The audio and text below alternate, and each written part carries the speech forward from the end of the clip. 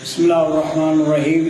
10வது பாராளுமன்றத்திற்கு வவுனியா மாவட்டத்தில் பிறந்து வளர்ந்த என்னை அகில இலங்கை மக்கள் காங்கிரசினுடைய தேசிய தலைவரும் கட்சி போராளிகளும் உயர்கூட உறுப்பினரும் தெரிவு செய்தமைக்காக எனது மனமார்ந்த நன்றிகளையும் தெரிவித்துக் கொள்கின்றேன்.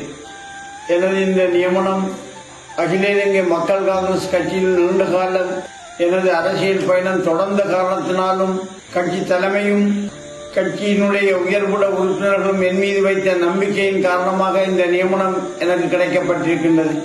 இந்த நியமனத்தை வவுனியா மாவட்ட மக்களுடைய தேவைகளுக்காகவும் மக்களுடைய எதிர்பார்ப்புகளையும்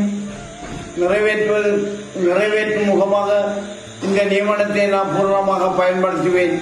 என்னுடைய நியமனம் நீண்ட காலம் கட்சியில் இணைந்த காரணத்தினால் கௌரவ தலைவர் அவர்கள் இந்நியமனத்தை எனக்கு பெற்றுத் தந்திருக்கின்றார்கள்.